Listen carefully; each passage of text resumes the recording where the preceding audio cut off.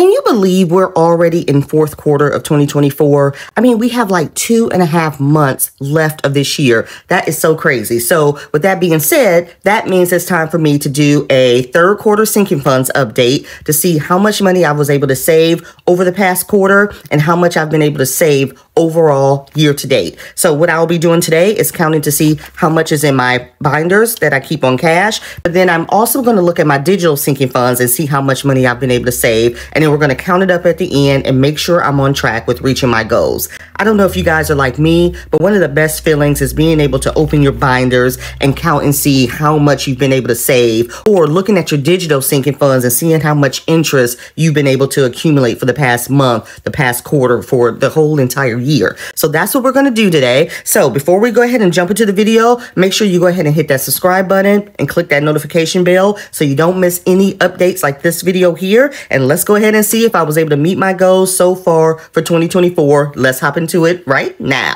All right, so let's go ahead and get started. If you're new here, or if this is your first time seeing me do a sinking funds update, I only include my priority categories and my business categories. This does not include my savings challenges or anything I've saved so far with my savings challenges. I'll do a separate video for that at the end of the year. And it also doesn't include my YouTube pay. I'll do a separate video for that at the end of the year. So we're going to start with my priority binder here. We'll put my business binder to the side. And let me go ahead and get my budget planner here. And I'm going to turn to my sinking fund tracker section. Now, if you guys are interested in a free copy of this tracker, click the description box below. I have the link listed there. So here we are starting fourth quarter. I've just brought that number over. Here were all of my ending balances from the previous quarter. So we're going to start with counting how much I have on cash on me. And then we're going to look at my digital sinking funds. And so this is how I keep track of my sinking funds, how much I've been able to save. Let me know in the comments down below, how do you guys track how much you've been able to save with your sinking funds or any of your categories? And do you do it monthly, quarterly? Let me know in the comment section down below. So we're going to go ahead and get started. Another reason I do this too is because whatever I have saved in my envelopes, I can go ahead and take it to the bank and put it in its savings account so we can start collecting interest. So we are going to start with Mini-Me here. So far, we've been able to save in her envelope 100, 150, 170, 190, 210, 230, 250, 270, 290, 310, 330, 350, 370, 390, 410, $420. So now what I'm going to do is I'm going to take this money back to the bank, write down how much I've been able to save, and then at the end, I'll total all my numbers to see how much I've saved. You see how it works. Now, I will say I love old money, so I always keep old money that I've been able to collect. I don't take that back to the bank. If you've been rocking with me for a while, I've had this 20 for like years since I started cash stuffing. So I love old money, so we're going to keep that, but the rest of this is going to go back to the bank. So we're going to put that over here. 20s. Wait, yeah, that's right. I'm going to save space there in case I have any 50s. Change 5. There we go. All right, so we're going to keep this in our envelope. Okay, and then I'm just going to write down 420.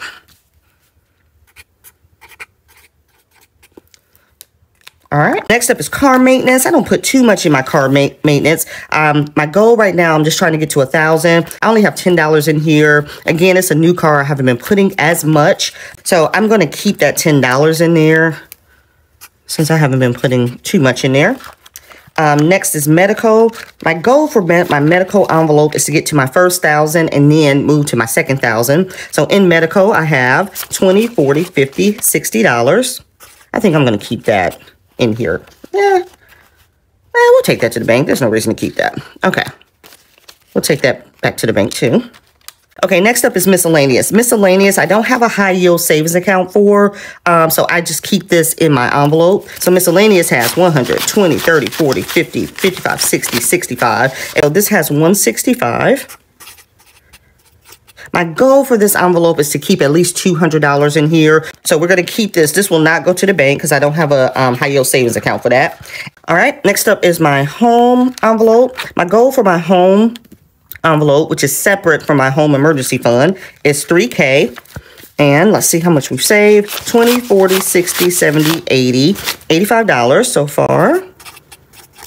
Okay, so I'll go ahead and put that back. Let me move this all back one. Okay, so I shouldn't have any ones in here. fun. I do have a high yield savings account for fun. The goal for fun is $1,000, but we're always using this. So in fun, we have 20, 40, 60, 80, 90, 100, $105. So this will go to the bank.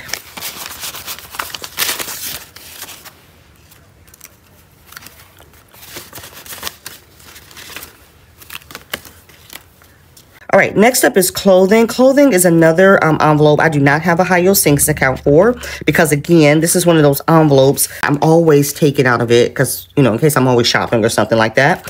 So clothing has 50, 100, 150, 200, 20, 40, 60, 80, 300, 20, 40, 60, 80, 400, 20, 30, 40, 50, 60, 70, 80, $480. My goal for this envelope is $500 though.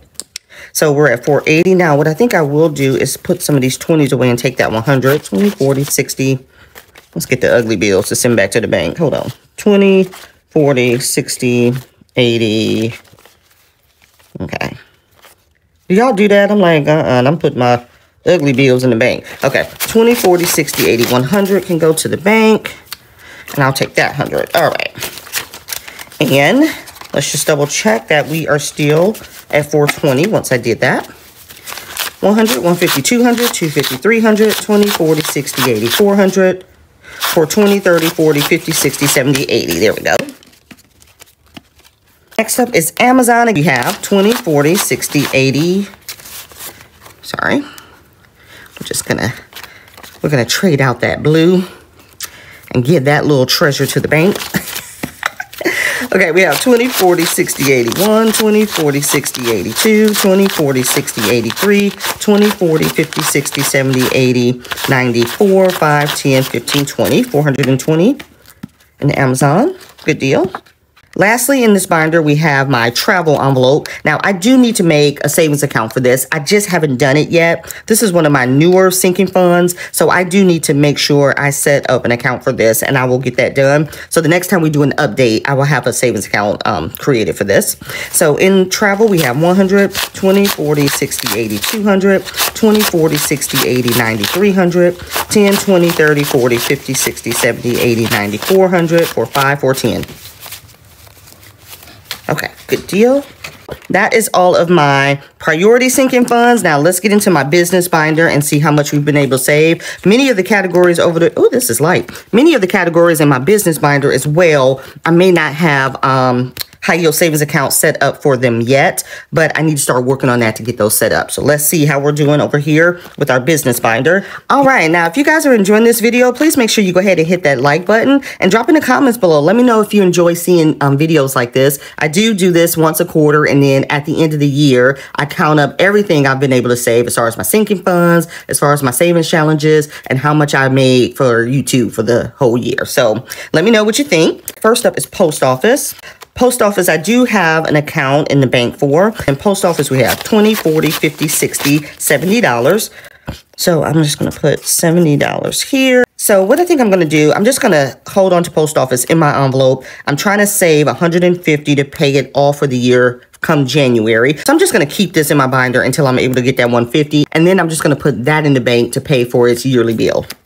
Now, supplies is a new category I started this year. I don't have a savings account for this one. So in supplies, I have 20, 40, 60, 70, 80, 90, 95, $100.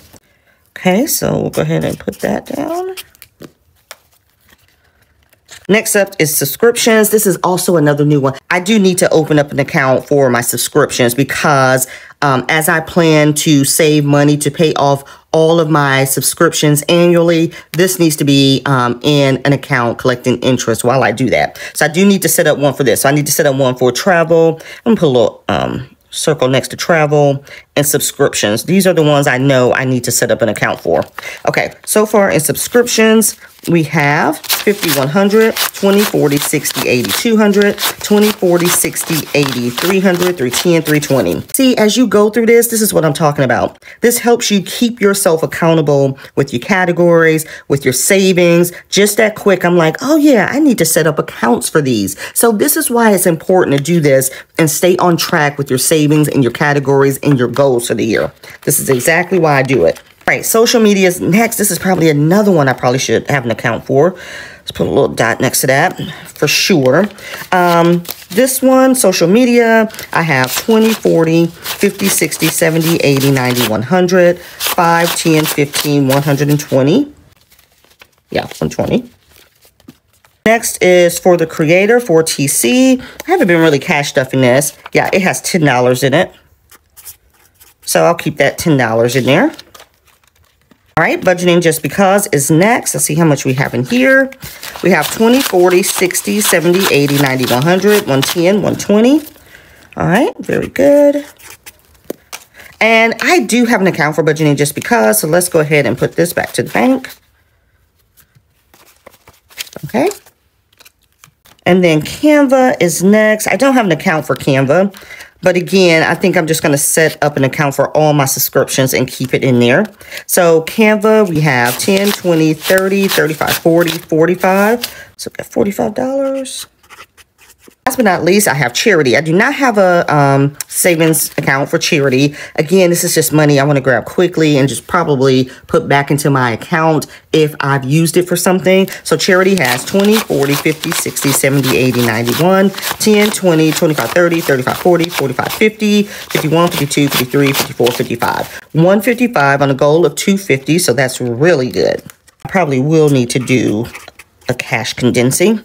All right, so those are the amounts in cash that I keep for my sinking funds. So now let's take a quick look at those accounts. Oh, that's so light now. When you take this money out to go back to the bank, it makes your binder so much lighter. So now let's take a look at those digital sinking funds that I keep, that I don't cash up. I just move money over automatic. Let's take a look at that. That was all of my sinking funds that I cashed up. Now, I do have, like I mentioned, I do have sinking funds that I set up electronically in my Capital One where I just automatically move money over, or I've already met the goal that I set for these categories and I don't need to cash stuff them at this time. So I just keep them in the bank collecting interest. Now, some of those categories that you don't see that I do cash stuff for, I have my business binder in there. I have my bills. I have my savings. I have mini-me savings.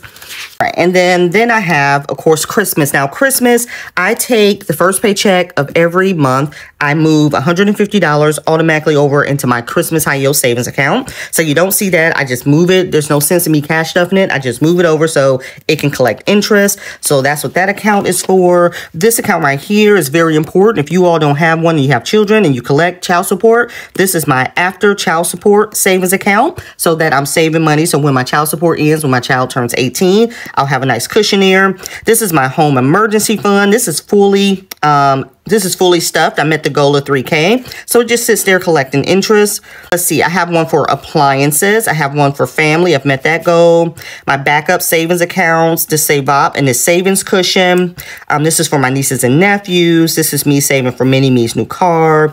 My tech envelope. And then a new category that I decided to introduce this time is my business sales. So what I've been doing with my any sales I make for my business, I just let them sit in a high yield savings account collecting interest. I move that money over. I don't touch it. Well, that's not true. I do touch it whenever I buy supplies. The only money that comes out of here is when I have to buy more supplies for my business, like binders and things like that. But other than that, I just let that money accumulate. When it's time to do taxes, I don't know how much money to pull out, and then I can cash stuff. But right now, I'm just letting that money just sit and collect interest until it's time to use it. So these are all of my sinking fund categories that I have in my high yield savings account. So what we're going to do now is I'm going to go through, I'm going to total up how much I've been able to save and see what my current update is for third quarter, and then also what my overall update is for how much I've saved since I started this journey. So let me grab my calculator and let's see.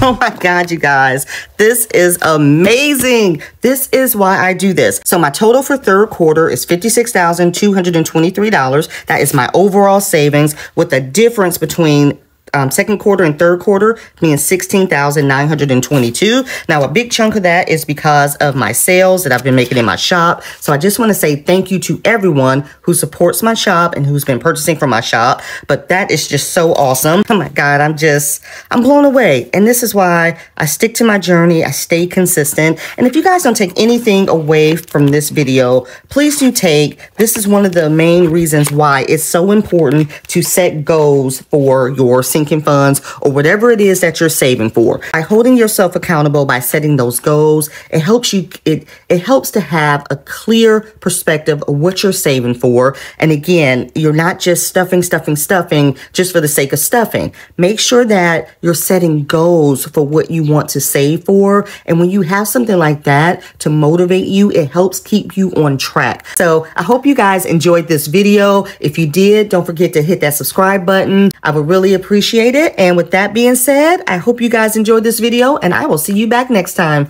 Bye.